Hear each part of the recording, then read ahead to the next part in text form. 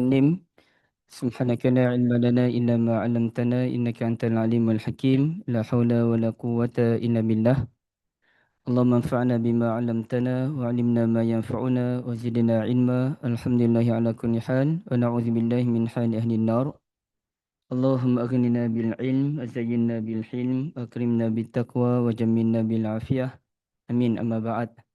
Jadi yang bahagia Ustaz Zarin dan juga tuan-tuan dan puan dirahmati Allah. Hari ini saya nampak ada muka lama yang saya tak nampak. Kak Fadilah, apa khabar? Tapi saya selalu follow TikTok Kak Fadilah, barakallahu fikum. Dan sampai sekarang saya belum tunai janji dengan akak untuk melawat. Minta maaf banyak ya Kak Tak sempat lagi. Jadi yang lain-lain jugalah. Pak Rosila, Puan Nin Sofia, Bunda Alam, Puan Mazida, Kak Liza, Puan Mazlina, Puan Khadijah, Puan Nurul, Puan Malina, Puan Tohara, Puan Azan, Puan SA pun ada, Kak Anis, Puan Sanisa dan semua lah ya. Tanpa saya perlu sebut semua nama ni. Barakallahu fikum. Jadi boleh bersedia untuk kelas kita pada hari ini? Sedia Okey. Boleh dengar suara ke Kak Liza? Ada Kak Liza? Dengar Sedia Ustaz. Ustaz. Ada. Dengar. Kak Anis ada Hadir, hadir. Hadir. Barakallahu fikum.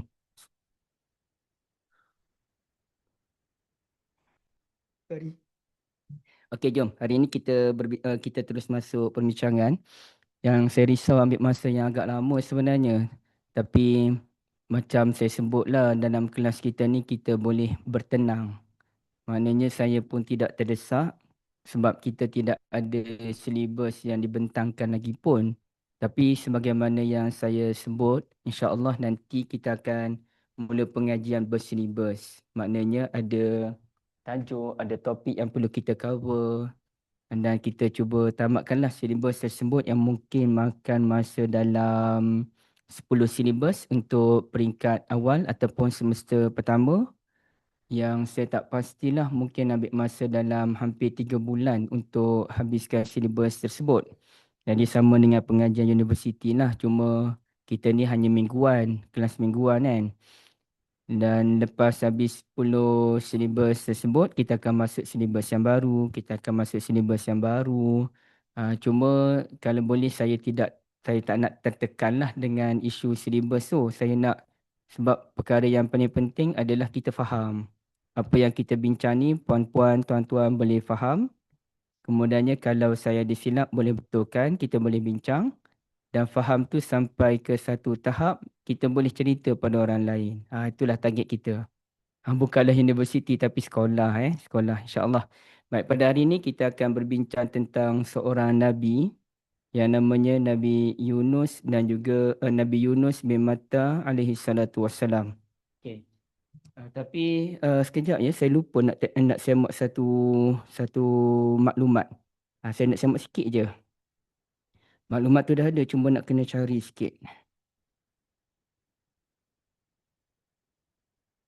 Okey, maklumat ni berkenaan dengan Nabi Yunus bin Matta alaihi salatu wassalam, yang mana banyaklah poin-poin awal yang boleh kita kongsikan seumpama boleh dikatakan umat Nabi Yunus alaihissalam merupakan satu-satunya umat yang beriman sepenuhnya kepada Allah Azza wa Jal.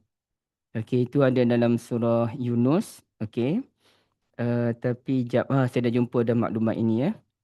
Okey, tuan-tuan dan puan-puan dirahmati Allah, jom kita share. Saya boleh conteng nanti. Okey, apabila kita sebut tentang Nabi Yunus bin Matta alaihi salatu wassalam, Nabi Yunus ni dia ada kaitan dengan seorang Nabi yang lain.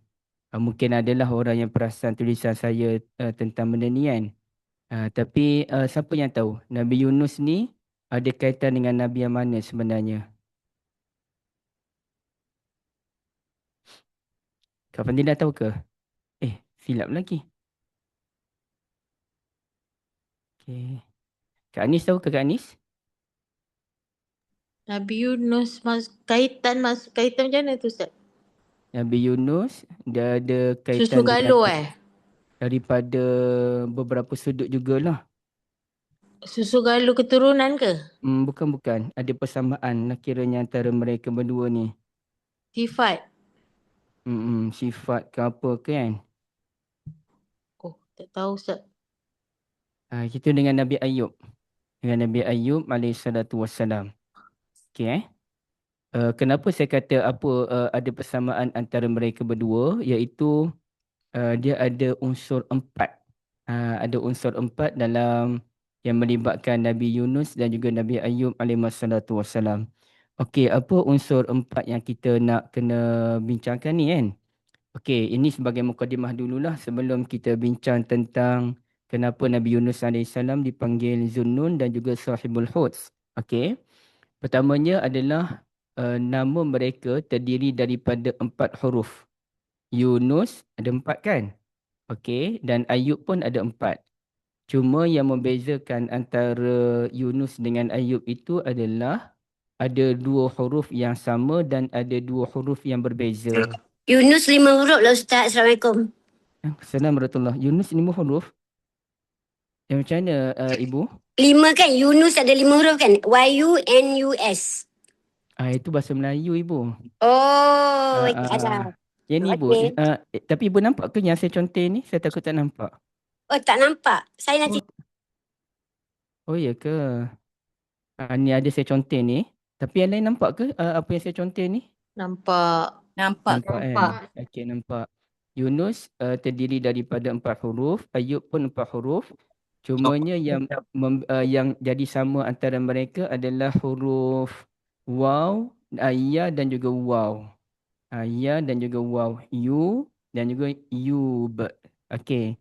Dan 2 huruf yang berbeza adalah huruf alif ada pada Ayub, huruf ba pada Ayub tapi tidak ada pada Yunus. Begitulah dengan huruf nun dan juga sin yang ada pada Yunus tidak ada pada Ayub. Jadi di situ tuan-tuan dan puan-puan tolong letak poin penting ni dulu. Iaitu ada 2 huruf yang sama, ada 2 huruf yang berbeza. Letak kat situ dulu Ada 2 huruf yang sama, ada 2 huruf yang berbeza. Okey, itu satu. Yang kedua, tuan-tuan dan puan-puan dirahmati Allah adalah nilai 4 ini, nama mereka berdua disebut sebanyak 4 kali dalam Al-Quran. Nama Yunus itu sendiri 4 kali, nama Ayub itu sendiri pun 4 kali dalam Al-Quran Al-Karim. Okey, itu yang kedua. Yang ketiga adalah nama mereka disebut sebanyak, 4 kali ni saya kena padam dulu. Okey. Dalam 4 surah lah. 4 surah. 4 surah dalam Al-Quran. Okey. Yang seterusnya adalah terdapat dalam 4 ayat. Dalam 4 ayat. Okey. Dan menariknya adalah nama mereka berdua kali pertama disebutkan dalam surah An-Nisa. Kedua-duanya terdapat dalam surah yang sama iaitu surah An-Nisa. Nama Ayub dan juga nama Yunus. Okey. Seterusnya tuan-tuan dan puan-puan dirahmati Allah, antara persamaan mereka juga adalah kalau kita tengok yang tadi kan ada 2 huruf yang sama, ada 2 huruf yang berbeza. Sebenarnya ia memberikan isyarat bahawa ada 2 kali nama mereka disebutkan dalam surah yang sama dan ada 2 kali nama mereka disebutkan dalam surah yang berbeza. So dalam surah yang sama tu surah apa dia? Iaitu surah An-Nisa dan juga surah Anbiya. Yang 2 kali sama tu kan? 2 kali yang sama tu surah Nisa dan juga surah Anbiya. Ibu-ibu tuan-tuan tolong tulis sendiri macam mana dia punya, saya buat short form je tu. Dan 2 kali lagi tu saya nak kena semak balik. Kalau ada orang yang boleh berikan maklumat kepada kita di sini, tolong kongsikan. Iaitu nama Nabi Yunus ada disebutkan dalam surah apa tu? Saffat. Okey, dalam surah Saffat Nabi Yunus. Dan manakala nama Nabi Ayub disebutkan dalam surah Sad. Okey, dia duduk berdekatan. Okey. Nabi Ayub disebutkan dalam surah Saffat. Nabi Yunus disebut dalam surah Saffat. Nabi Ayub disebutkan dalam surah Sad. Okey. Yang lain lagi tu di mana ya tuan-tuan dan puan-puan? Nama Nabi Ayub disebutkan dalam surah Yunus. Nama Nabi Yunus disebutkan dalam surah Yunus. Nama Nabi Ayub disebutkan dalam surah mana? Siapa yang tahu?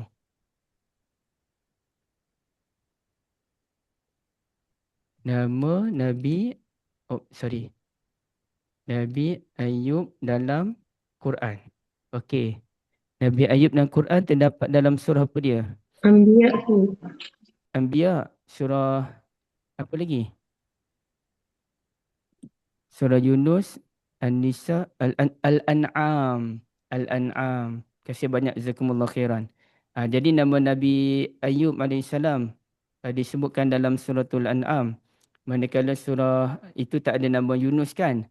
Manakala nama Nabi Yunus disebutkan dalam surah Yunus, tidak ada nama Ayub. Jadi persamaan dua huruf yang sama antara nama Ayub dan Yunus itu, iaitu huruf Ya dan Waw, memberikan isyarat secara halus bahawasanya nama mereka berdua disebutkan dalam dua surah yang sama, iaitu surah Al-Anbiya dan juga surah apa tadi?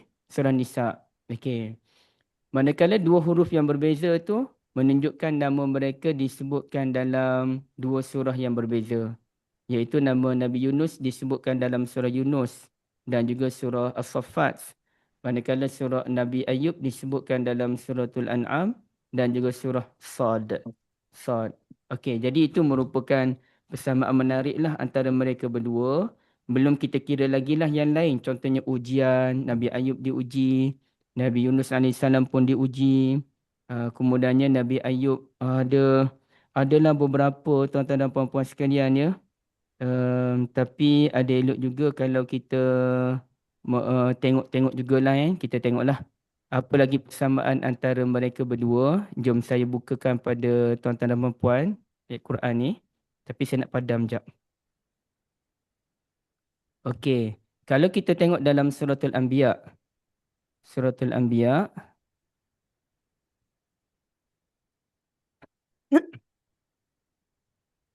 Ayat berapa ni? Yang sini kan? Okey, Nabi Ayub AS berdoa kepada Allah Azza wa Jal dalam bentuk nada. Wa ayyuba idh nada rabbahu. Dan Ayub tatkala baginda memanggil-manggil Tuhannya. Okey, jadi perkataan doa digunakan adalah nada. Bukannya da'a. Tidak disebut wa ayyuba idh da'a rabbahu. Okey, itu satu. Sama juga dengan Nabi Ayub, Nabi Yunus AS. وَذَنُّونِ إِذْ ذَهَبَ مُغَاضِبًا فَظَنَّ أَنْ لَنْ نَقْدِرَ عَلَيْهِ فَنَادَى. Jadi itu persamaan yang daripada sudut doa lah. Nabi Ayub nada alaihi salam, Nabi Yunus alaihi salam pun nada. Okey, itu satu.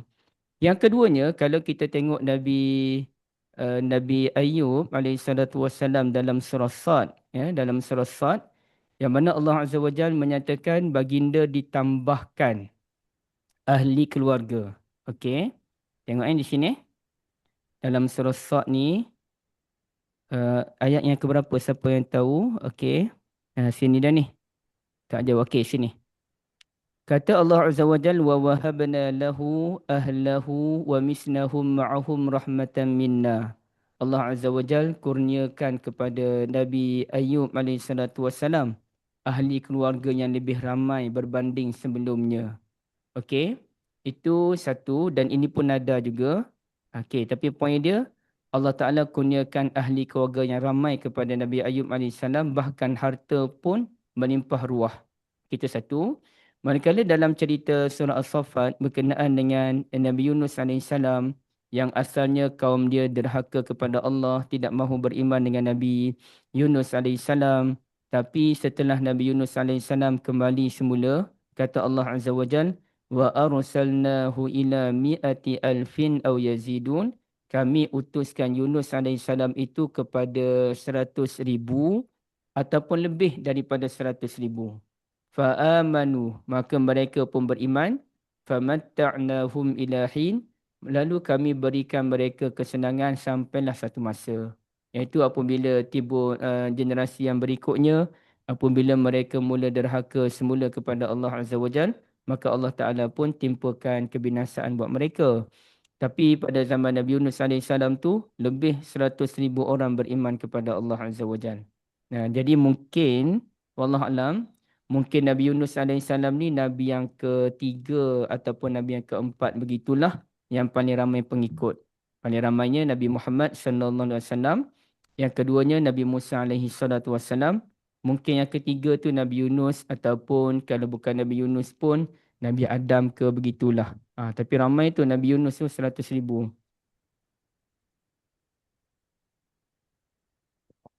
Okey, itu maklumat asas berkenaan dengan Nabi Yunus dan juga Nabi Ayub alaihi wassalatu wassalam. Dan sekarang ni tuan-tuan dan puan-puan, yang ni kita kena bincang dengan tenang. Kenapa Nabi Yunus alaihissalam digelar dengan dua gelaran yang berbeza, iaitu gelaran Zunnun dalam suratul Anbiya yang kita jumpa tadi kan? Saya pun dah padam cepat sangat. Okey, ni kan. Wa zannuni idh dhahaba mughadiban. Ataupun kita sebut Zunnun. Kalau panggilan biasa kita panggil Zunnun lah. Okey. Jadi di sini Allah Azza wa Jalla memanggil Nabi Yunus alaihissalam sebagai Zunnun. Zunnun. Kan ada ulama kan nama Zunnun dulu kan? Ulama Sufi. Zunnun orang Mesir. Al-Misri. Okey. Manakala dalam surah. Ya. Ini surah apa Ustaz? Surah Al-Anbiya ayat 87. Okay, baik, terima kasih.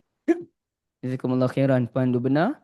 Hello Jadi Ustaz. kalau dalam Uh, tadi Ustaz cakap surah Anbiya kan yang dua-dua ada nama. dalam surah Anbiya satu nama. Satu nama Al-An'am dua-dua nama. Oh, sorry. Dalam surah Al-Anbiya Dia ada ada ada Nabi satu nama Ayub. kan? Ada dua nama, Ayub dan Nabi Yunus. Yunus tak ada dalam Anbiya. Oh, sorry. Dia Zunnun tu lah. Okey, betul lah.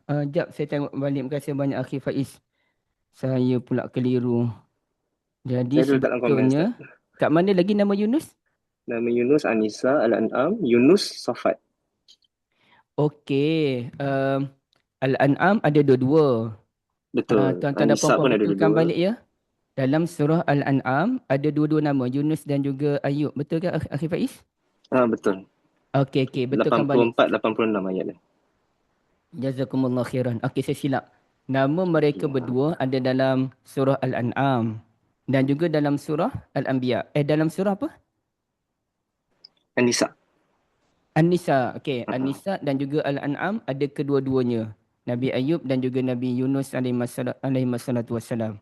Okey. Yang tak adanya adalah dalam surah Nabi Ayub ada dalam surah Al-Anbiya dan juga surah Sad. Manakala Nabi Yunus AS ada dalam surah Yunus dan juga Safat. Betul? Betul Ustaz. Okey, jazakumullah khairan Akhil Faiz. Ni penting ni. Ada orang betulkan. Saya keliru tadi. Okey, tuan-tuan dan puan-puan sekali lagi tolong buat catatan balik. Nama Nabi Yunus dan Ayub disebut sekali dalam dua surah, iaitu surah An-Nisa dan juga suratul An'am. Suratul Nisa dan juga suratul An'am. Okey? Dan mereka tidak disekalikan dalam dua surah yang lain, iaitu Nabi Ayub disebutkan dalam surah Al-Anbiya dan juga surah Sad. Okey, surah Anbiya dan juga surah Sad. Manakala Nabi Yunus alaihissalam disebutkan dalam surah Yunus dan juga surah Saffat. Surah Yunus dan As-Saffat. Okey, jazakumullah khairan Akhi Faiz dan minta maaf atas kekeliruan saya tadi. Okey. Jadi di sini Allah Azza wa Jal panggil Nabi Yunus alaihissalam sebagai Zunnun dalam ayat 87. Dan dalam suratul Qalam panggilannya lain iaitu Sahibul Hut. Fasbir li hukmi rabbika wa la takun ka sahibil hut. Pun nada juga kan? Nabi Ayub dua kali disebut nada. Nabi Yunus alaihissalam pun dua kali disebut nada. Dua kali ke berapa kali? Dua kali kot nada. Okey. Dan apa maksud dia? Jom kita tengok maksud sama-sama tuan-tuan dan puan-puan. Untuk mudahnya kita buka terjemahan supaya sama-sama kita dapat lebih faham.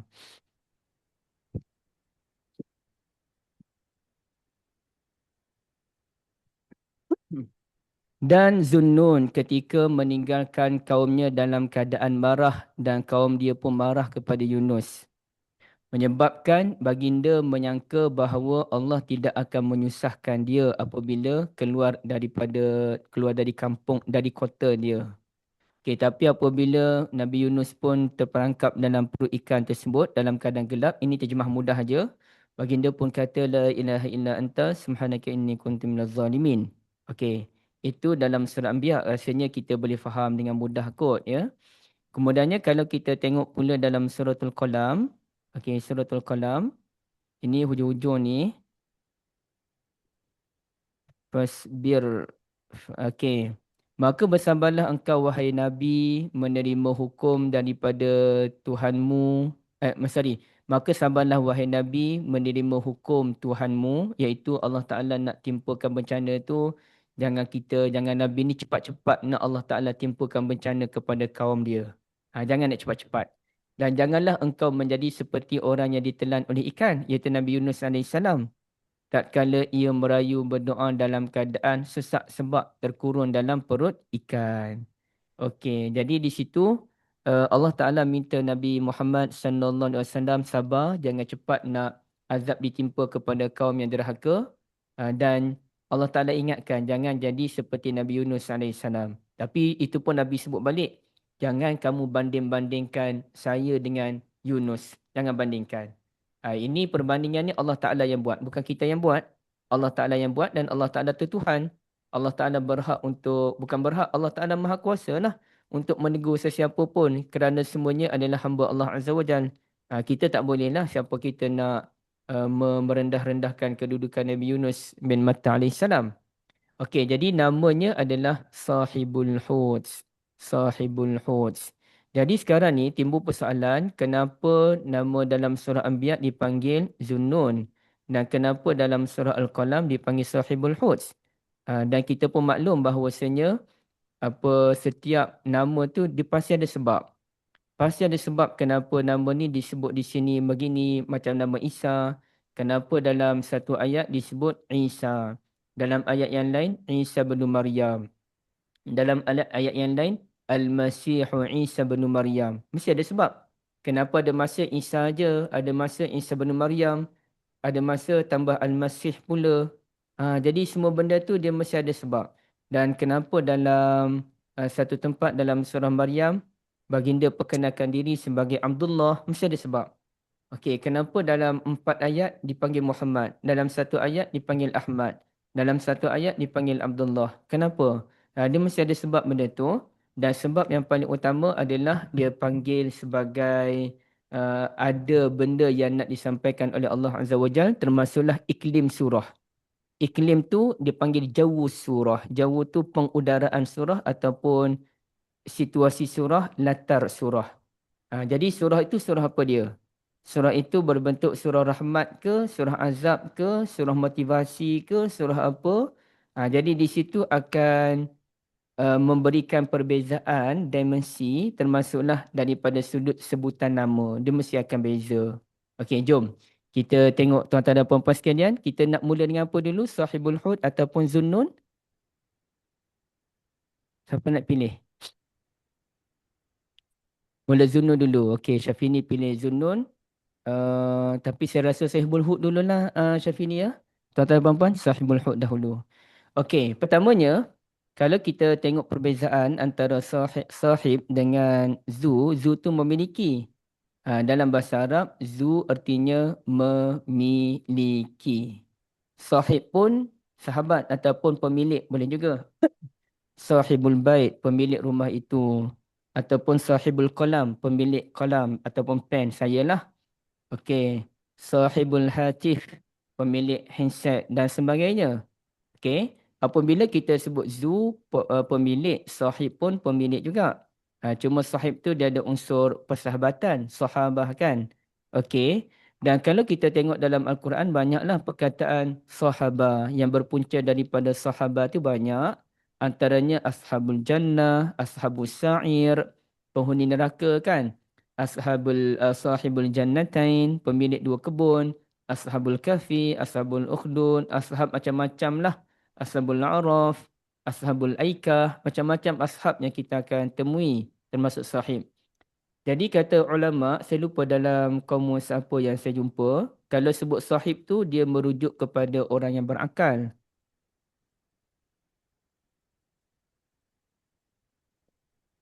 Contohnya Ashabul Fil. Ashabul Fil tu orang berakal lah, cuma akalnya cetek kan. Ashabul Jannah orang yang berakal, Ashabul Araf orang yang berakal dan sebagainya. Tapi kalau Zu, dia boleh dikaitkan dengan pelbagai. Kalau Zu ni dia boleh dikaitkan dengan yang berakal dengan yang tidak berakal. Itu Zu. Sorry, takut saya silap. Saya ada tengok tadi. Kalau Zu, ni bukan ni. Bila saya belajar ni. Kalau Hots, alamak kat mana dah. Kalau Zu tu contohnya Zul Aid. Orang yang memiliki kekuatan Nabi Daud AS. Ataupun Zu apa lagi? Zul Quwwatil Matin. Orang yang mempunyai kekuatan yang luar biasa. Okay, dia dikaitkan dengan sifat kalau Zu ni. Zu apa lagi tuan-tuan dan puan-puan? Kalau Zu ni? Okey, kalau sahib orang yang berakal. Kalau Zu ni dia dua-dua boleh. Yang berakal dengan yang tidak berakal. Seingat saya begitulah, takut saya tertukar antara dua benda ni. Okey. Zu, Zi,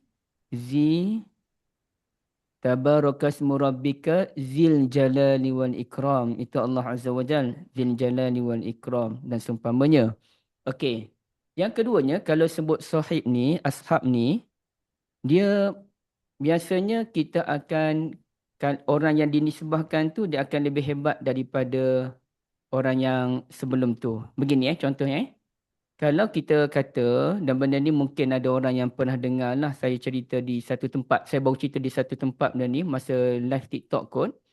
Kalau kita sebut ashab ataupun sahib ni dia, katakanlah Nabi Muhammad dengan Abu Bakar. Mereka berdua adalah sahabat. Mana lebih tepat tuan-tuan dan puan-puan? Kita kata premis yang pertama, ayat yang pertama, Nabi Muhammad ialah sahabat Abu Bakar. Ayat yang kedua, Abu Bakar ialah sahabat Nabi Muhammad. Mana lebih tepat? Abu Bakar sahabat Nabi ke Nabi Muhammad sahabat Abu Bakar? Abu Bakar sahabat Nabi SAW. Okey, Abu Bakar sahabat Nabi itu lebih tepat. Okey, kenapa lebih tepat Abu Bakar sahabat Nabi? Kerana Nabi itu lebih tinggi kedudukan dibandingkan dengan Abu Bakar. Okey, jadi apabila Nabi lebih tinggi daripada kedudukan Abu Bakar, mesti dinisbahkan Abu Bakar sahabat Nabi. Okey, bukannya Nabi sahabat Abu Bakar. Sama juga kalau kita tengok benda yang dominan, Nabi tu dominan. Ashabul Jannah, penghuni syurga. Syurga tu yang dominan. Kita duduk dalam syurga tu sendiri. Okey. Ataupun kita kata Ashabul A'raf, Ashabul Ukhdud. Jadi ceritanya Ukhdud tu parit berapi tu yang dominan ceritanya kan.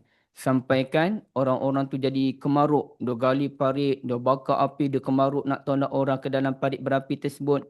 Parit berapi tu telah membentuk sikapnya menjadi pembunuh yang sangat-sangat zalim dalam sejarah. Okey, sama juga kalau kita sebut Ashabul Fil, gajah tu yang dominan. Okey, sepatutnya kita yang dominan sebagai makhluk yang berakal. Bukannya gajah tu makhluk yang berakal. Okey, tapi apabila sebut Alam tara kaifa fa'ala rabbuka bi ashabil fil, Ashabul Fil, menunjukkan gajah dominan. Penunggang-penunggang gajah tu ataupun tentera-tentera Abrahah, mereka yang lebih rendah kedudukan daripada gajah. Ulaika kal an'am bal hum adall. Mereka adalah seumpama haiwan ternak, bahkan lebih hina daripada haiwan ternak itu sendiri. Jadi itu menunjukkan mereka telah terperangkap dengan, saya minta maaf ya, saya guna istilah ini, tapi saya jumpa istilah yang lain. Mereka terperangkap dengan sifat kehaiwanan gajah tersebut. Menyebabkan bukan lagi mereka dominan. Gajah tu lebih dominan daripada mereka. Okey. Dan begitu juga apabila kita bincang tentang Nabi Yunus AS dalam surah Al-Qalam. Okey. Nabi Yunus AS dipanggil sahibul hud. Maknanya mana yang lebih dominan? Nabi Yunus ke ikan itu, tuan-tuan dan puan-puan?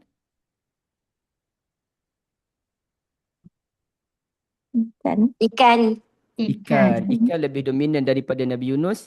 Dalam keadaan kita pun fahamlah bahawasanya ada pendapat ulama yang menyatakan Saat itu baginda belum dilantik menjadi Nabi. Lepas tu baru jadi Nabi. Ada pandangan ulama yang kata demikian.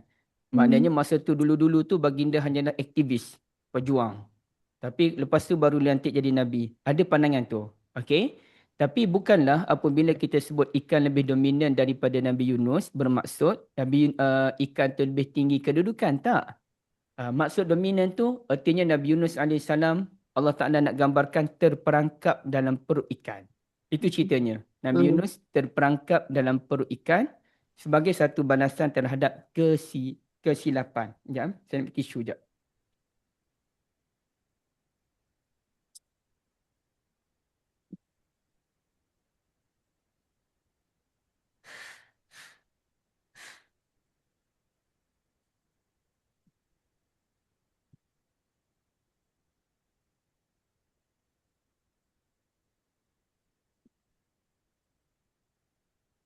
Okey, sorry.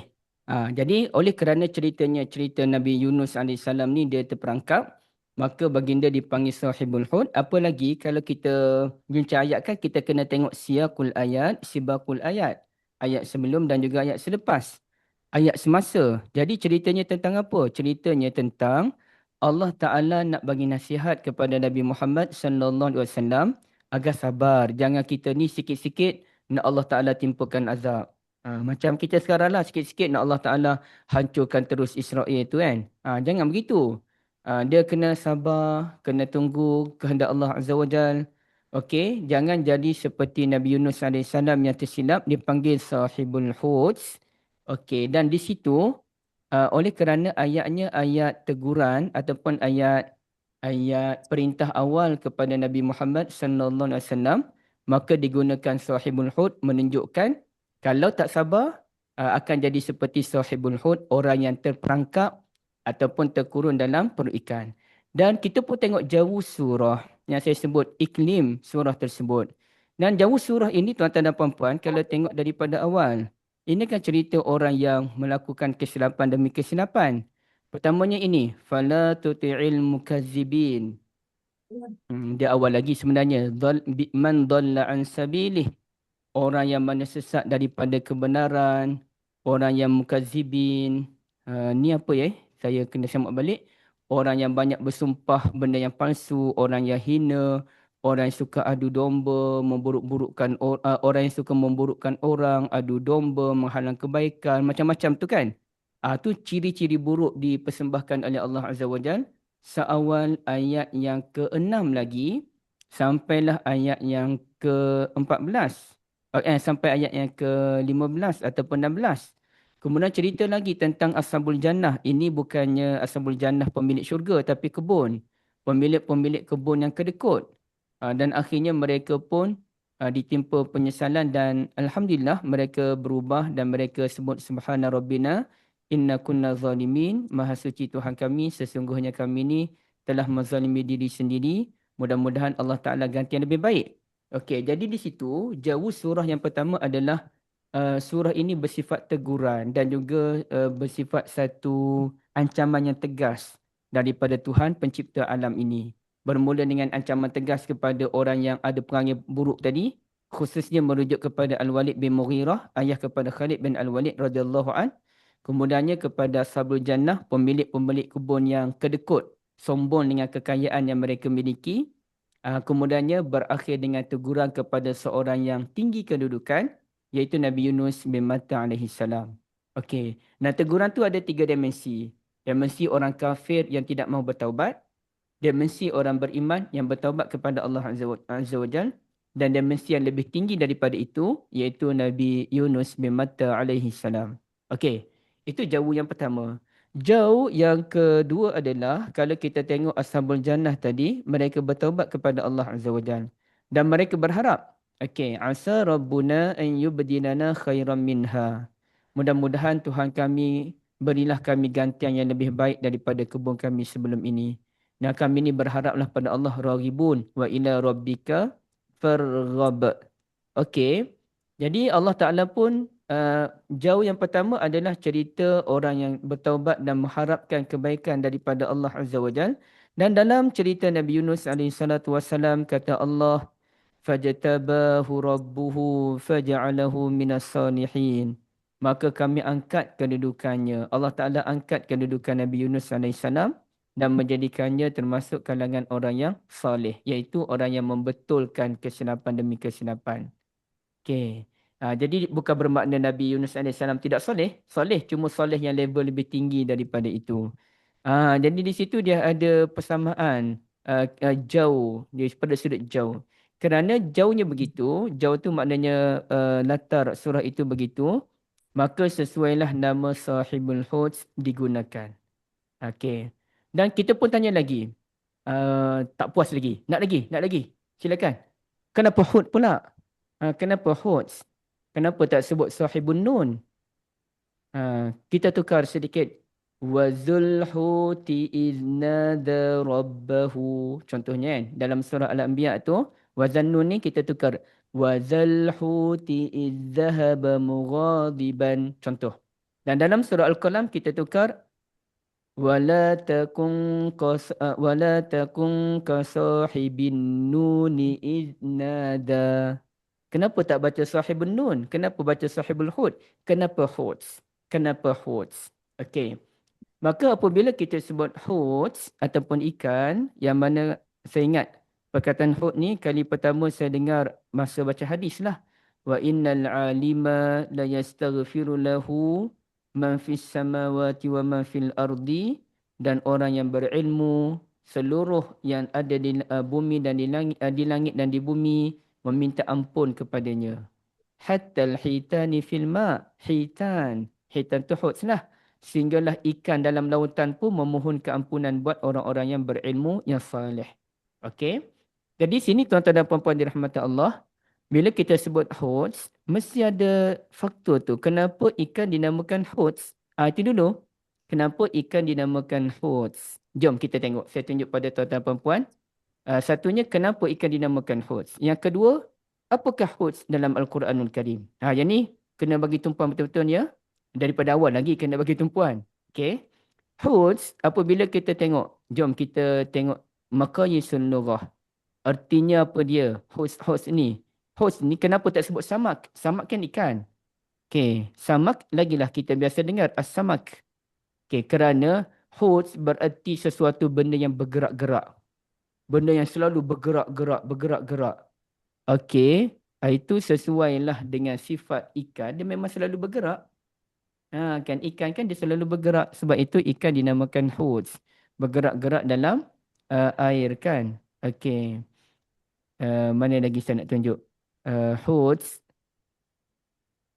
istirjunum azaman. Okey. Kan. Tapi ceritanya huds itu adalah sesuatu yang bergerak. Sekejap. Satu lagi saya nak. Bukan bergerak. Sesuatu benda yang al-ittirab war-rawaghan. Yang besar ke Ustaz? Yang besar. Umi ada. Sekejap. Baru masuk. Jazakumullah khairan. Sekejap. Saya tengok satu benda sekejap. Saya dah study tadi. Saya tambahan study. Sekejap. Sahibuna. Huds. Oh, saya silap.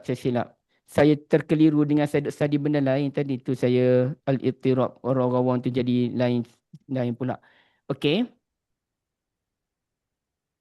Hud ini adalah sesuatu yang besar, kemudian sesuatu yang lembut. Tu maksud huds. Itu satu, jap. Kat mana saya tengok tadi? Betul lah, pergerakan pun betul. Okey. Sebab al-ittirab tu pergerakan. Okey, kembali Sorry saya keliru. Saya keliru dengan sebab duk baca 2-3 benda tadi. Terkhilaf. Okey. Al-huds kalau tengok di sini adalah sesuatu benda yang al-ittirab lah. Benda yang bergerak. Tapi juga boleh bermaksud benda yang besar. Al-hud. Jadi merujuk kepada ikan yang besar lah tu kan. Okey. Jadi di sini tuan-tuan dan puan-puan dirahmati Allah. Jom kita nak ke depan lagi. Okey. Ikan dinamakan huds kerana ia bergerak. Okey, faham? Ikan tu dia bergerak-gerak. Sekarang ni bagaimana Al-Hud menurut dimensi Al-Quranul Karim? Jom. Al-Hud disebutkan 5 kali dalam Al-Quran. Pertamanya dalam cerita nelayan-nelayan Bani Israel yang menangkap ikan pada hari Sabtu. Okey. Yang mana kata Allah Azza wa Jal, "Idh ya'duna fi sabti istatihim hitanuhum yawma sabtihim syurra'an wa yawma la yasbituna la ta'tihim." Yang mana ikan-ikan tu dia datang ramai pada hari Sabtu, pada hari Sabtu tak datang pula. Itulah ujian mereka tu. Ujian kepada mereka. Ya? Apa dia bos ya? Okey. Amen. Jadi hitan, kenapa dinamakan hitan? Kerana dia bergerak-gerak tadilah. Syurra'an wa yawma la yasbituna la ta'tihim tadi kan. Dia bergerak-gerak pada hari Sabtu tu datang, menarik-narik perhatian orang-orang fasik itu. Okey. Yang keduanya adalah Hud dalam cerita Nabi Khadir, cerita Nabi Musa dan temannya alaihissalam. Apabila mereka sampai di tempat pertemuan dua laut, mereka terlupa dengan ikan mereka dan ikan itu bergerak masuk ke dalam laut dengan cara buat lubang. Okey, itu cara yang pelik kan? Tu ada unsur pergerakan. Bukan duk mati macam tu je. Fa inni nasitul hud. Kata teman Nabi Musa AS, saya terlupa pasal hud tadi. Dia telah lari masuk ke dalam laut. Okey. Dalam surah As-Saffat, faltaqamahul hutu wa huwa mulim.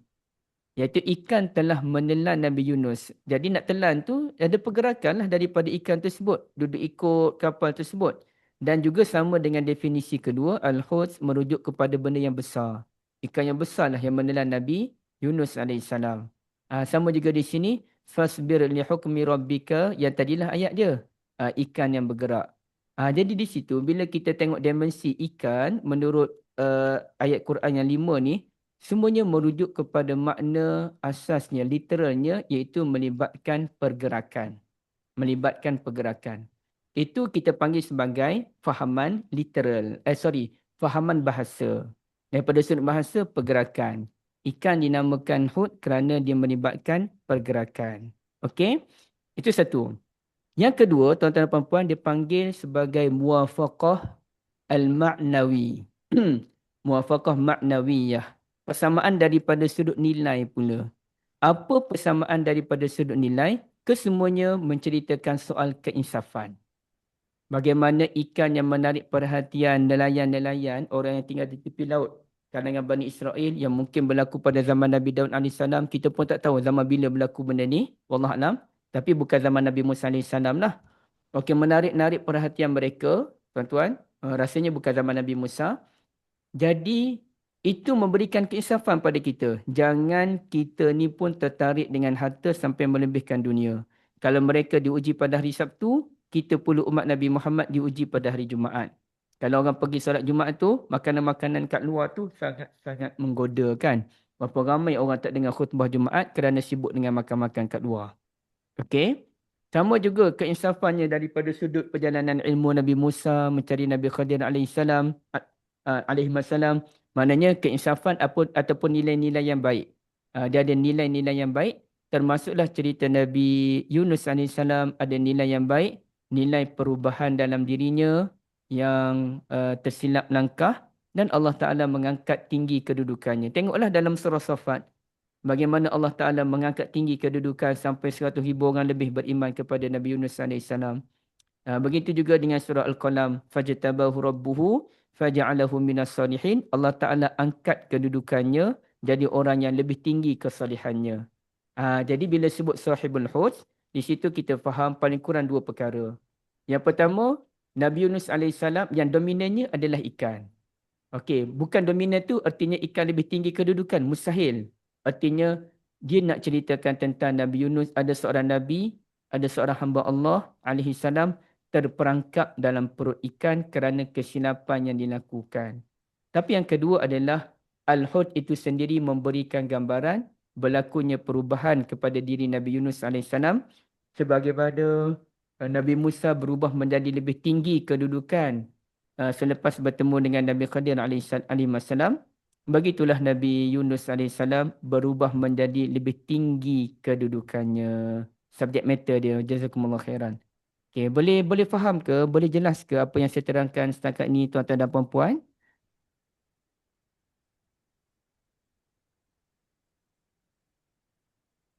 Okey ke?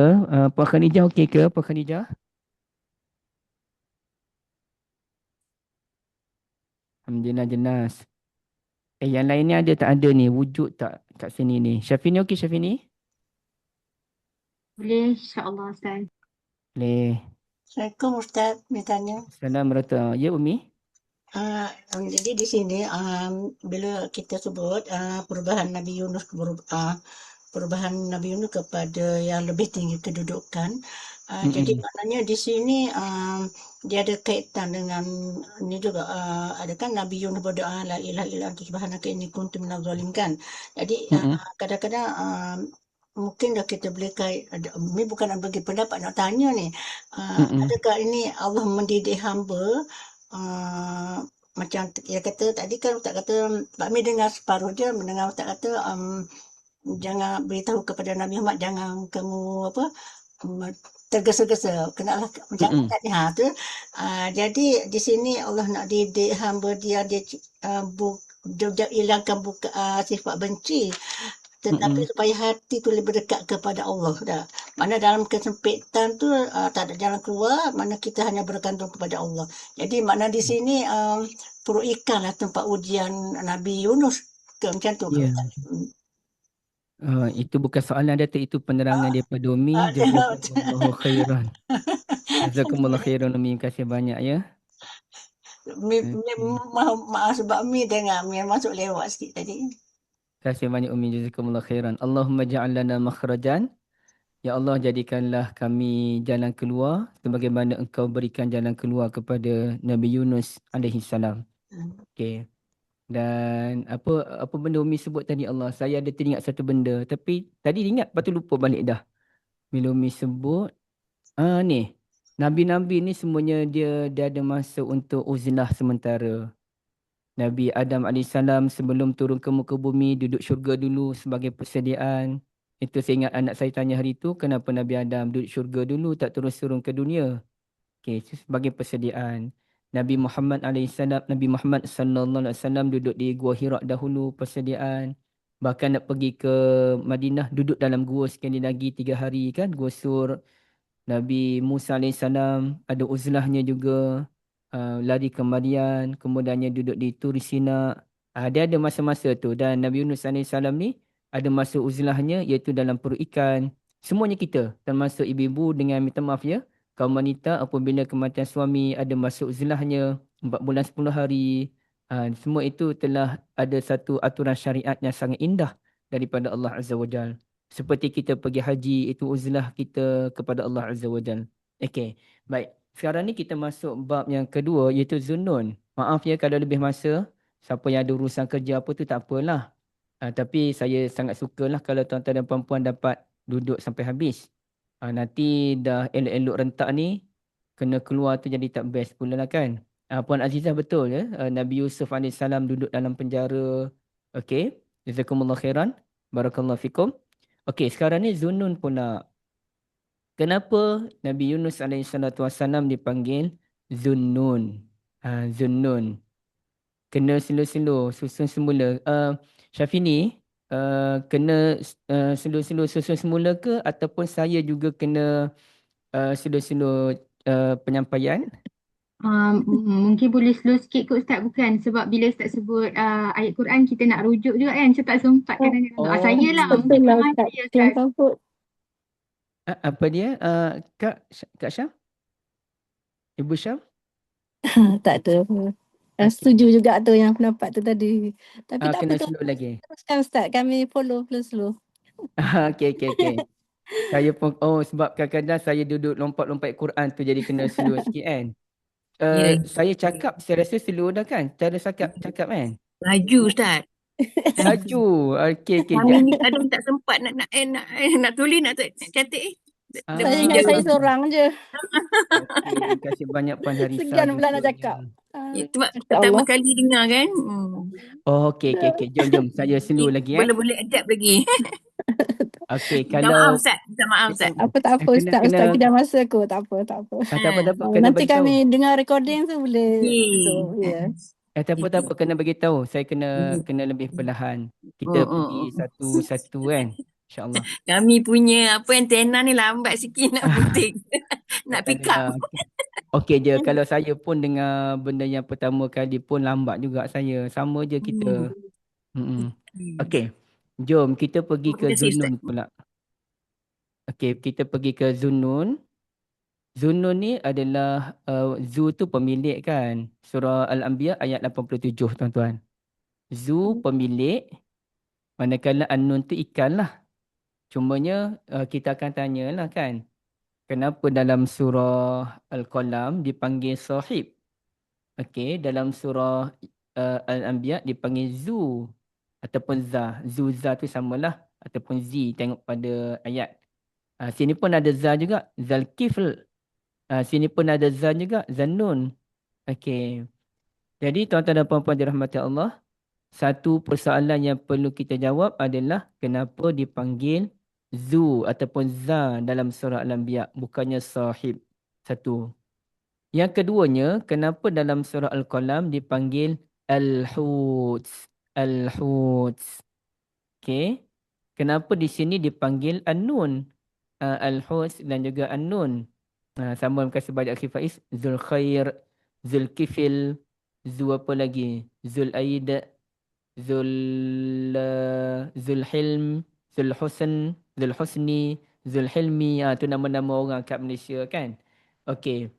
Jadi kenapa di sini dipanggil Nun? Kenapa dalam surah Al-Qalam dipanggil Al-Huds? Al-Huds. Apa beza dia? Kenapa sini lain pula ceritanya? Okey, jom. Tengok dengan satu kepelikan awal. Kan surah ini kan surah Nun. Nun. Nun. Tapi kenapa tak dipanggil Zunnun kat sini? Surah ini kan surah Nun. Kenapa Zunnun tu disebut dalam surah Al-Anbiya? Itu pun satu benda yang boleh dibincangkan jugalah. Saya tak tahu jawapan dia. Okey. Jadi di sini tuan-tuan dan puan-puan dirahmati Allah, kalau sahib, siapa yang dominan? Nabi Yunus ke ikan?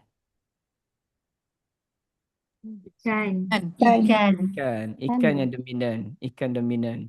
Okey. Kalau Zu, tak, Zu tu kita yang dominan.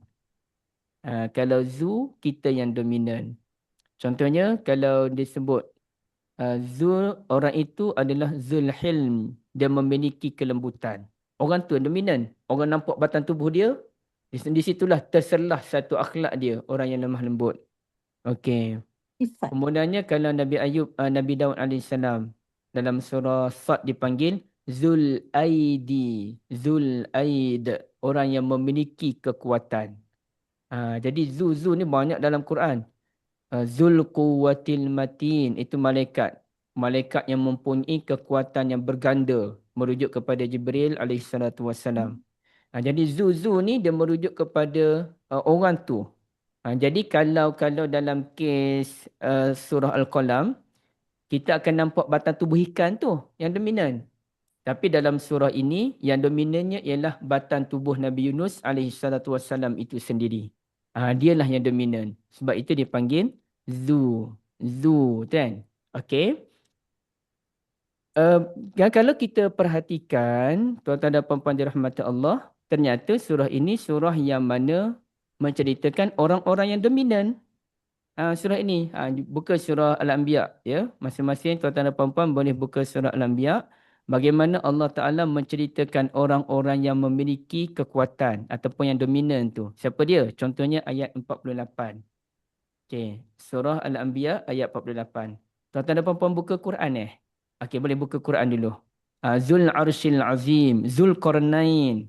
Zul Qarnain. Batang tubuh dia tu sendiri. Orang tak nampak isu tanduk tu. Batang tubuh dia sendiri tu. Zul Arshil Azim, Allah Azza wa Jal. Okey, boleh jumpa surah Al-Anbiya. Surah Anbiya tu saya tak tahulah muka surat berapa tuan-tuan. Kena cari sendirilah. Okey, tapi 326. Ya? 326. Muka surat 326. 326. Okey, barakallahu fikum, pandu benar. 326. Yang boleh Ayat buka 87 muka surat 329. 329 kalau ayat. Okey, tak apa. Kita mula dengan ayat ni, Kak. Kita mula dengan ayat 48. Okey, ayat 48. Cerita tentang siapa tu? Walaqad atayna Musa wa Harun. Orang yang dominan. Ha. Jadi macam mana dominan tak dominan, Allah Ta'ala kurniakan kepada mereka berdua 3 benda. Al-Furqan, Wadiya, cahaya. Furqan tu saya kena tengok tafsir lah. Kitab Taurat kot. Wallahualam. Dia cahaya, zikran, peringatan. Okey. Mereka adalah orang yang khusyuk kepada Tuhan mereka. Dan mereka ni takut dengan hari kiamat. Dominan. Sikap, akhlak yang ada pada Nabi Musa dan Nabi Harun alaihi wassalatu wassalam. Okey. Okey, Umi, tak apa, Umi. Sini kau, Umi. Barakallahu fikum. Siapa lagi? Nabi Ibrahim alaihissalam diberikan rusyd, iaitu pedoman, petunjuk. Okey, itu Nabi Ibrahim dominan. Kemudian dia tegur bapa dia dan sebagainya kan. Okey. Kemudiannya siapa lagi yang dominan di sini? Dan ceritanya pun memang cerita dominan. Memang dominan cerita Nabi Ibrahim dalam surah ini. Nampak dia punya keterampilannya, ayat-ayat yang dipilih, kehebatan dia. Sampaikan orang kata apa dia? Dalam ayat 60. Cuba tuan-tuan dan puan-puan buka ayat 60 pula. Sampaikan orang-orang kota yang duduk dengan Nabi Ibrahim tu kata, Sami'na fatan. Kami dengar seorang anak muda yang selalu duduk mempertikaikan Tuhan-Tuhan kami ni. Namanya Ibrahim. Fatan tu dalam bahasa Melayu adalah pemuda yang perwira. Pemuda yang berani. Kalau pemuda yang biasa-biasa ni mungkin dia panggil syabab ke ataupun ghulam ke. Tapi kalau yang berani dia panggil fatan. Macam ni lah. Macam teman Nabi Musa AS dipanggil fatah. Dipanggil qala li fatah. Nabi Musa berkata kepada fatanya, sediakanlah makanan, lapar dah ni. Okey. Kemudiannya cerita siapa lagi? Ini memang dominan sungguh. Keberanian dia. Uffil lakum. Oh, memang dominan sungguh Nabi Ibrahim. Ayat 67. Ayat 67. Uffil lakum. Celaka kamu semua. Dan semua Tuhan-Tuhan yang kamu sembah ni semuanya celaka. Memang kalau cerita Nabi Ibrahim dalam bab ini dibandingkan dengan cerita Nabi Ibrahim dalam surah Asy-Syu'ara dan dalam surah As-Saffat, surah Al-Anbiya lagi dominan. Nabi Ibrahim lagi dominan. Memang dia punya cara dia petikai, cara dia berlawan memang sangat dominan. Yang ni kena bincang lain kali lah. Tengok Nabi Ibrahim dalam 3 surah.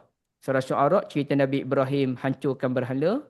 Surah As-Saffat cerita Nabi Ibrahim hancurkan berhala. Dengan surah Al-Anbiya. Yang paling dominan surah Anbiya. Dia punya cara dia berhujah, cara dia petikai. Sampaikan mereka kata, harrikuh, bakar dia. Bakar dia. Okey. Kemudiannya tuan-tuan dan puan-puan dirahmati Allah. Siapa lagi? Nabi Lut. Nabi Lut, orang dominan. Okey. Kemudiannya, Nabi mana lagi? Nabi Ishak, Yaqub. Allah Ta'ala kurniakan kepada Nabi Ibrahim. Satunya anak saudaranya dan kemudiannya Nabi Ishak dan Yaqub, anak dan cucu dia. Okay, dominan. Dominan tu sampai dikatakan oleh Allah Azza wa Jalla dalam ayat 73. Tengok tuan-tuan ya. Jumpa? Jumpa kat bahagian mana semua tu? Wa ja'alnahum a'immatan. Kami jadikan mereka semuanya pemimpin-pemimpin. Semuanya leader. Bukan orang-orang biasa. Okey. Maknanya sangat dominan di sini. Nabi Lut, kami kurniakan kepadanya hikmah dan ilmu. Dan kami selamatkan dia daripada kota yang buat perangai buruk tu kan. Okey. Kemudiannya ayat 76. Nabi Nuh. Nabi Nuh. Okey. Ini pun dominan. Cara persembahannya dominan. Nabi Daud dan Nabi Sulaiman. Dalam ayat 87. Yang mana Allah Ta'ala kurniakan hikmah dan ilmu kepadanya. Okey. Allah Ta'ala ajar kepada Nabi Daud AS ilmu untuk menembukkan baju besi. Yang ni tak apa. Yang ni saya cerita-cerita je. Saya cerita-cerita je nak bagi faham unsur dominan ni terlalu ketara dalam surah Al-Anbiya, tuan-tuan dan puan-puan sekalian. Nabi Sulaiman ditundukkan angin untuk dia. Yang ni kalau tak sempat catat pun tak apa. Sebab banyak sangat fakta yang saya nak cerita ni. Syaitan pun tunduk. Syaitan pun tunduk buat kerja menyelam. Menyelam ni apa dia kerjanya? Menyelam ni cari khazanah-khazanah laut lah kan. Kekayaan-kekayaan di laut. Jadi unsur dominan ni luar biasa lah dalam surah ni tuan-tuan dan puan-puan. Nabi Ayub, dominan tak dominan, ditambahkan ahli keluarga dia sebagai rahmat daripada Allah Azza wa Jal. Okey. Jadi, kemudian ada cerita tentang Nabi Ismail, Idris, Zulkifil. Okey. Dan ke depan tu ada cerita tentang Nabi Zakaria, tentang Nabi Yahya, isteri Nabi Zakaria, tentang Maryam. Okey, kembali kepada cerita Nabi Yunus. Apabila kita tengok persembahan surah Al-Anbiya daripada awal hingga akhir ni, tuan-tuan dan puan-puan sekalian, ini cerita orang-orang yang punya kekuatan yang luar biasa. Dan sesuailah bila dia cerita kekuatan luar biasa ni, bila Allah cerita je orang yang luar biasa, Allah cerita dengan musuh yang luar biasa. Betul tak tuan-tuan dan puan-puan? Bila Allah cerita satu benda yang luar biasa, Allah akan cerita lawan dia. Contohnya, apakah surah kelima terakhir dalam Quran? Siapa tahu? Surah kelima terakhir dalam Quran. Nasr. Surah An-Nasr, kemenangan yang luar biasa, pembukaan kota Mekah. Surah berikutnya surah apa dia? Al-Masad. Al-Masad ataupun Al-Lahab. Al-Lahab. Pembukaan kota Mekah adalah satu kemenangan yang gilang gemilang, hebat.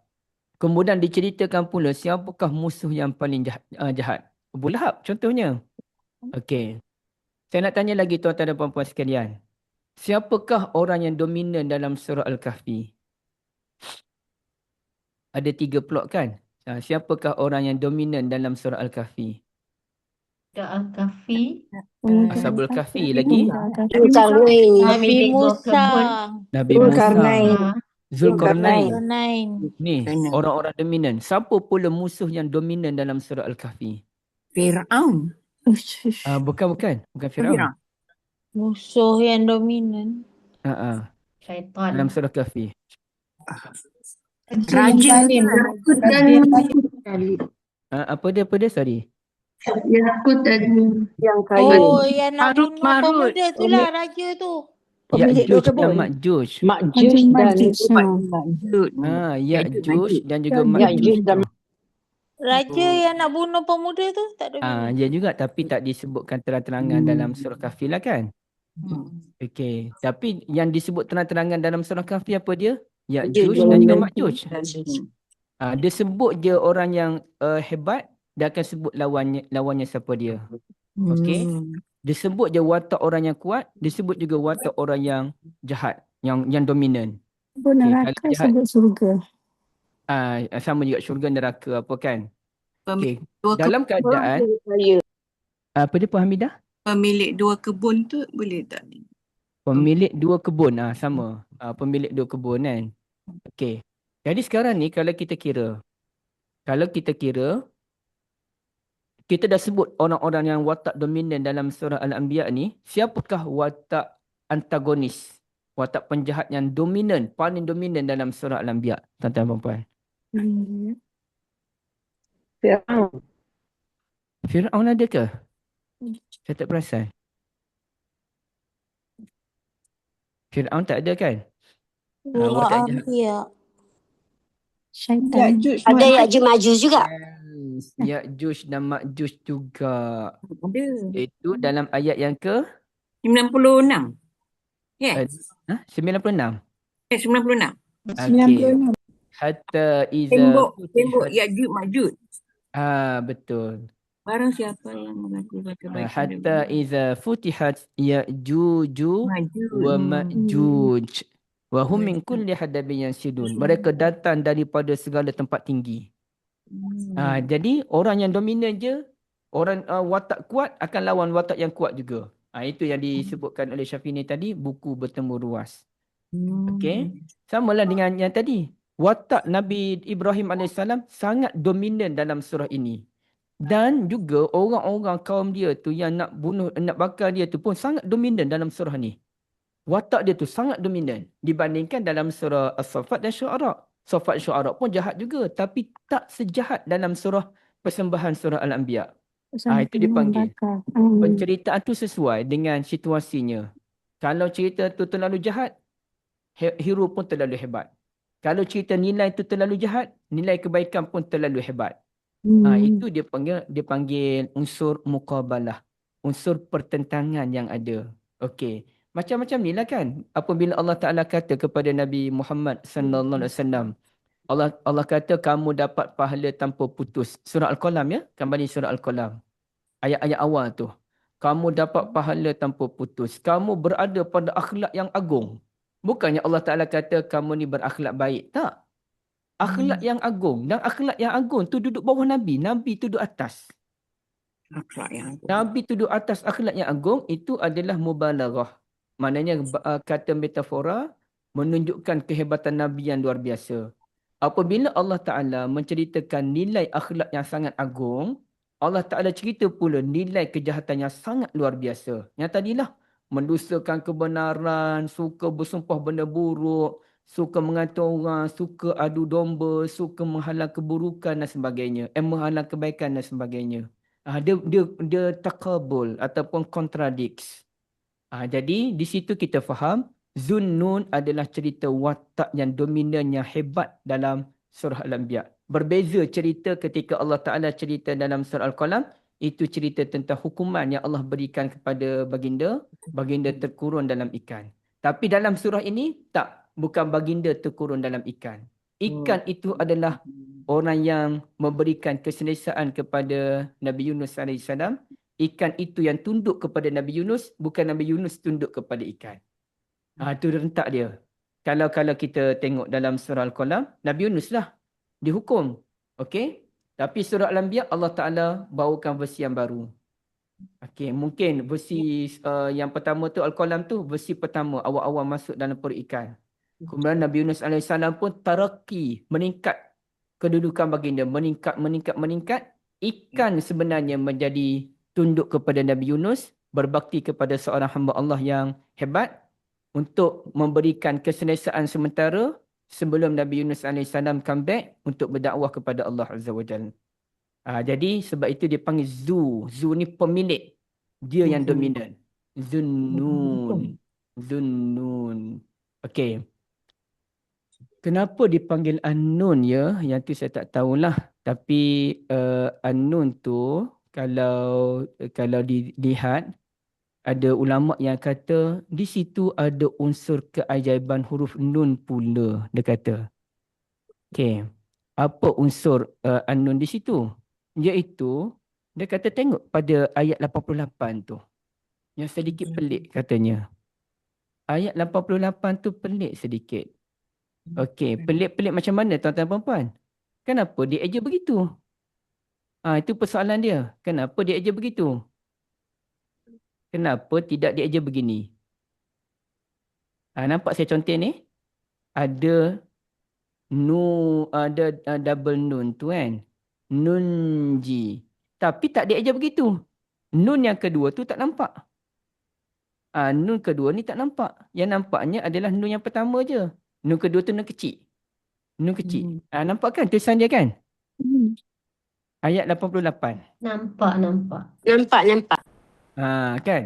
Nun tu nun kecil, bukan nun besar. Nun besar macam ni. Nun besar. Ini nun kecil. Jadi di situ ada kajian menyatakan ini sebenarnya isyarat bahawasanya keselamatan yang diberikan oleh Allah Azza wa Jalla kepada orang beriman, khususnya Nabi Yunus AS, adalah yang luar biasa dibandingkan dengan keselamatan diberikan kepada yang lain. Dan memang pun kalau kita tanya dalam ramai-ramai manusia, siapakah manusia yang paling pelik kisahnya diselamatkan oleh Allah Azza wa Jalla? Okey, Nabi Ibrahim macam Nabi Yusuf terperangkap dalam penjara. Okey. Bukan Nabi Yusuf tak boleh dibanding. Perigi. Dalam perigi, dalam penjara. Tapi jangan bandingkan dengan yang lain Nabi Yusuf tetap tinggi. Tapi kalau kita katakan mana lebih dahsyat, perigi penjara ke ataupun perut ikan. Perut ikan yang pelik. Perut ikan lagi pelik. Okey. Bahkan kalau kita tanyakan soalan yang lebih kritikal, mana lebih pelik antara kisah Nabi Ibrahim dicampakkan ke dalam api dengan Nabi Yunus dalam perut ikan? Dia sama je. Dalam perut ikan lagi Perut pelik. ikan. Sebab berada di dasar lautan tu. Di dasar lautan. Sebab 3 ke 8 tu ke Ustaz? 3 ke 8 tu lain. Fi zulumatin salas tu lain. Tapi yang nyatanya kata Allah Azza wa Jal, fanada fi zulumat. Baginda merayu-rayu dalam kegelapan-kegelapan. Bukan satu kegelapan. Kegelapan-kegelapan. Dan logiklah kalau 3 ke 8. Kegelapan perut ikan, kegelapan laut, dan kalau malam, kegelapan malam pula kan. Okey. Jadi di sini, tuan-tuan dan puan-puan sekalian, cerita Nabi Yunus AS tu lagi pelik. Okey. Kata Usar siapa ya? Usar Syari. Tu faltaqamahu. Sekejap nanti kita tengok Okey. Jadi di situ cerita Nabi Yunus lah cerita yang paling pelik. Sebab itu dipanggil Nunjil Mu'minin. Okey. Soalan Akhi Faiz, adakah tulisan tu satu tauqifi ataupun tidak? Itu khilaf kalangan ulama. Ada ulama kata tauqifi. Makna tulisan Quran ni betul-betul datang daripada Allah Azza wa Jal di Lauh Mahfuz. Tapi ada khilaf lah kalangan ulama. Yang keduanya, apa yang Ustaz Syari sebut tu memang dinyatakan dalam surah Saffat tu lah. Yang ikan tak buka mulut. Ada siapa share tadi? Kak Anis ke siapa share tadi? Bonda Azhar. Okey, Bonda Azhar share tu yang ikan tak buka mulut tu kan. Bila telan Nabi Yunus AS. Itu memang disebut ni. Tengok dalam surah As-Saffat. Kata Allah Azza wa Jal, faltaqamahul hut. Faltaqamahul hut. Maka ikan itu, maka ditelanlah olehnya ikan. Tu hut dia sebab berlaku pergerakan tu. Faltaqamahul hut wa huwa mulim. Apa maksud wa huwa mulim? Dalam keadaan terhina ke dalam keadaan apa? Dalam keadaan sakit. Wa huwa mulim, berhak ditempelak. Okey, nanti saya nak cerita pada tuan-tuan puan-puan.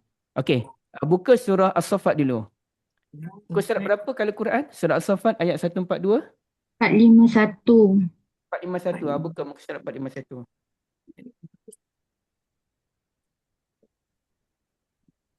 Masya Allah, saya minum air teh kesihatan hari ni. Rasanya Masya Allah. Sedap. Okey, boleh buka 451 surah As-Saffat ayat 142. Jom tengok. Faltaqamahul hut. Maka dia telah ditelan oleh ikan. Telan tu apa dia? Laqam. Laqama. Telan. Sama dengan nama Luqman. Telan. Telan juga adalah banak. Banak. Telan. Kenapa persoalannya tak guna banak? Fabtala'ahu. Fabtala'ahul hut. Contohnya. Kenapa tak guna perkataan banak? Sedangkan banak pun telan. Kenapa guna laqam? Kerana laqam di situ ada unsur yang lain. Antaranya mim. Kalau mim ni kita sebut buka mulut ke tutup mulut tuan-tuan dan puan-puan? Tutup mulut. Tutup. Mana boleh sebut mim tanpa tutup? Laqan. Laqan jadi laqan. Itu Terengganu. Kita laqam. Tutup mulut. Memberikan isyarat bagaimana ikan itu memang tutup mulut. Memang tutup mulut untuk selamatkan Nabi Yunus AS. Jaga sungguh. Kalau betul ikan paus kan ada 3 bahagian tu kan. Satu bahagian untuk makan minum dia, satu bahagian tu dia simpan awang, tak tahulah tu. Kena semak balik. Okey. Dan di sini tuan-tuan dan puan-puan sekalian, jom tengok ni. Padam semua. Okey. Tengok sekali lagi hut ni. Huts. Dalam surah Al-Qalam. Dalam surah Al-Qalam dulu. Ni surah Al-Qalam kan. Kalaulah bukan kerana nikmat, maka bersabarlah menerima ketentuan daripada Allah tu. Jangan kamu jadi seperti sahibul hut. ketika dia berdoa kepada Tuhannya dalam keadaan makzum. Makzum tu apa? Tertahan ke macam mana? Siapa yang tahu? Mak, mak. Cela dalam terjemahan Ustaz. Tercela. Okey, dalam keadaan terkurung. Dia tertahan. Dia bukan cela. Makzum, kazama, tertahan. Okey? Tengok lagi. Ke depan lagi. Laula an tadarakahu ni'matun min rabbih, kalau bukan kerana nikmat pertolongan daripada Tuhannya, lanubiza bil ara, nescaya tercampaklah ia ke tanah yang tandus, wa huwa mazmum, dalam keadaan dia ditempelak kerana kesilapannya. Ditempelak. Jadi di situ nampak tak? Apabila cerita Hud je, itu cerita tentang teguran Allah Azza wa Jalla.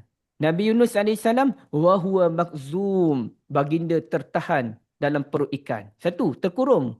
Yang kedua, wa huwa mazmum, dalam keadaan baginda ditegur kerana kesilapannya. Mazmum, ditegur kerana kesilapannya. Itu cerita Al-Hud. Sama juga apabila tuan-tuan dan puan-puan tengok dalam surah As-Saffat tadi. Balik surah As-Saffat. Bagaimana kata Allah Azza wa Jalla, Al-Hud. Ayat 142 tadi kan? Faltaqamahul hut wa huwa mulim. Maka baginda ditelan oleh ikan dalam keadaan baginda ditegur oleh Allah. Apa beza antara mulim dengan mazmum tu? Kena cerita lain pula lah. Tapi bila sebut Hud je, cerita tentang teguran. Sebut Hud je, cerita tentang teguran. Allah Azza wa Jalla kepada Nabi Yunus AS. Berbeza dengan surah Al-Anbiya, cerita watak dominan. Allah Ta'ala kata apa dia? Nabi Yunus AS buat perangai, buat amalan orang dominan. Bertasbih. La ilaha illa anta. Subhanaka inni kuntu minaz zalimin. Popular. Zikir yang paling popular di dunia. Zikir inilah yang paling popular. Kalau doa yang paling popular, Rabbana atina fid dunya hasanah dengan Rabbi syrah li sadri. Tapi zikir yang paling popular, siapa boleh lawan? La ilaha illa anta. Subhanaka inni kuntu minaz zalimin.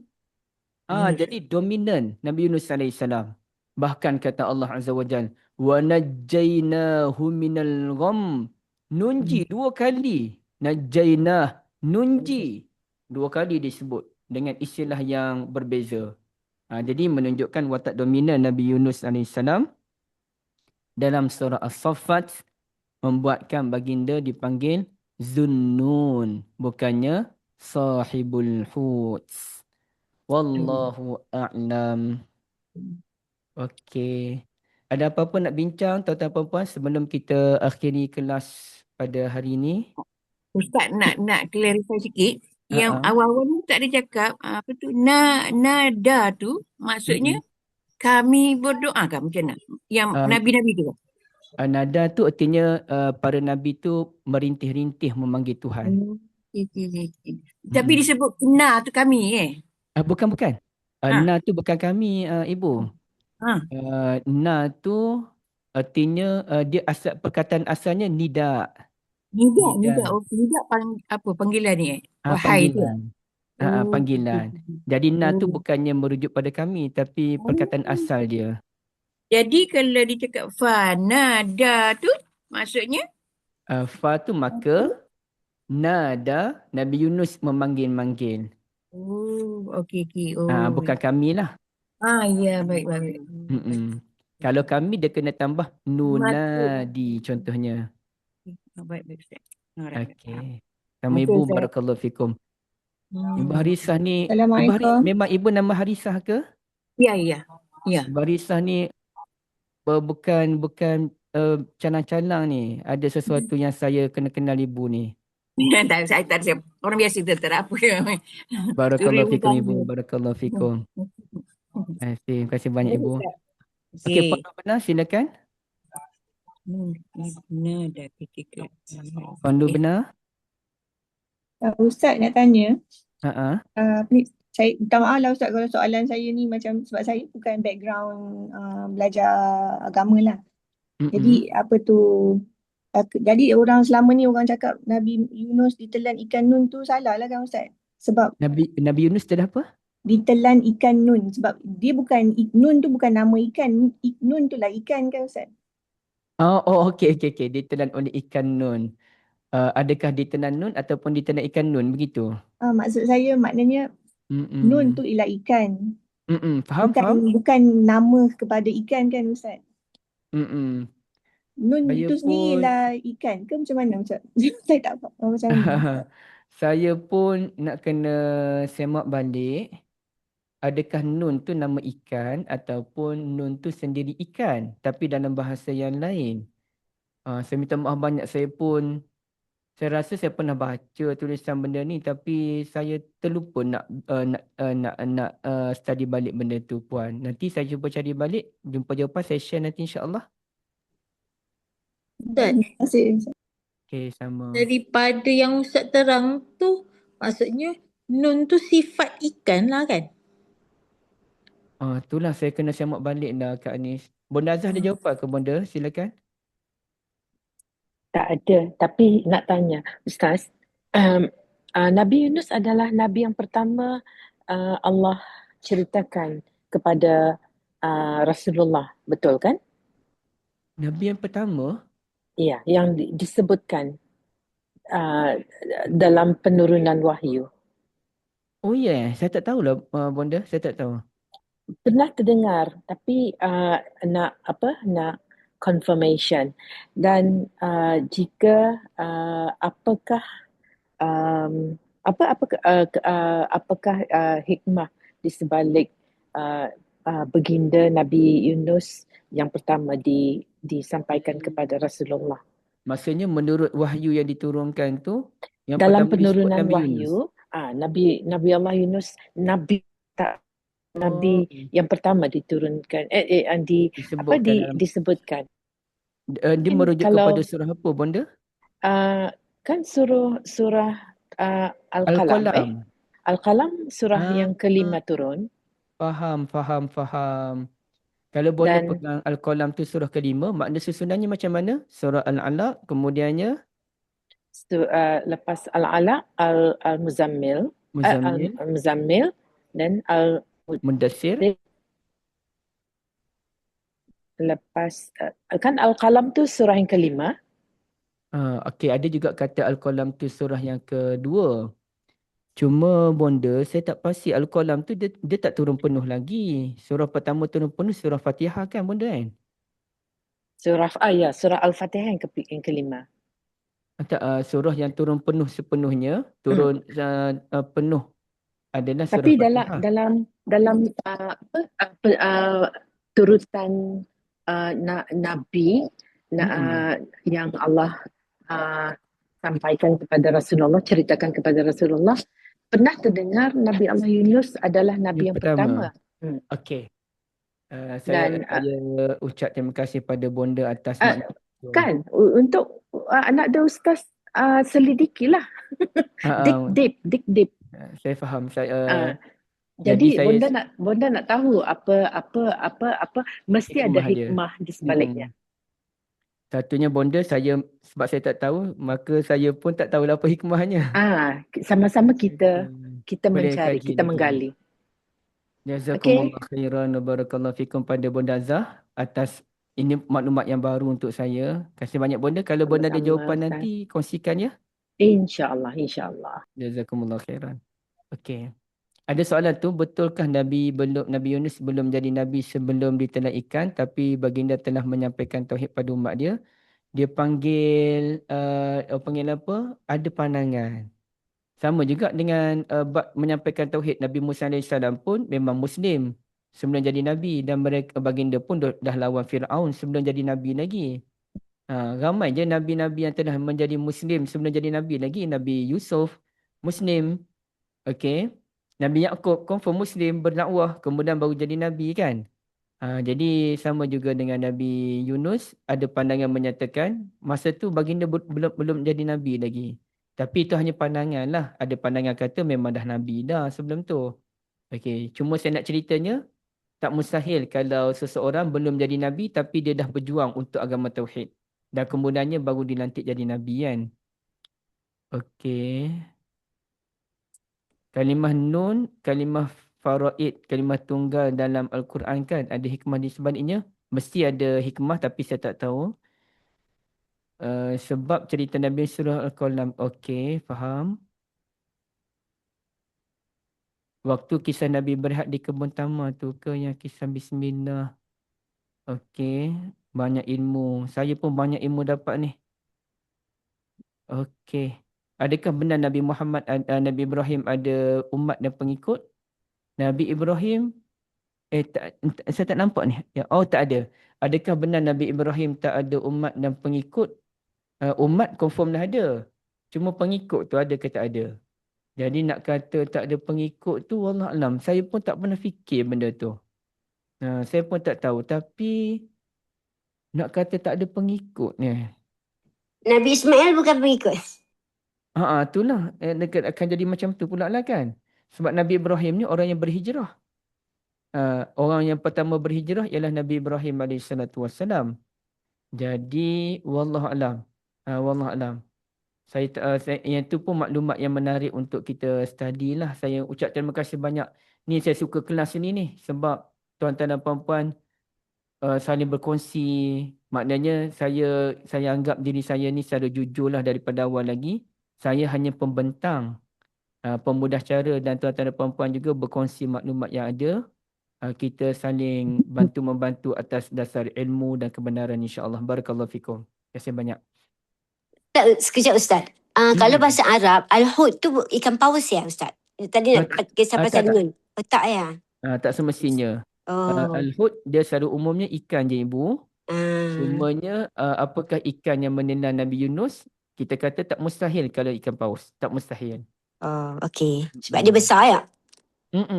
Kecuali terbukti dulu-dulu ada tuk ikan paus yang lebih besar. Siapa datuk dia tu saya tak tahu. Wallahualam. Wallahualam. Okey. Kalau begitu saya ucap terima kasih sekali lagi. Saya seronok dengan kelas ini.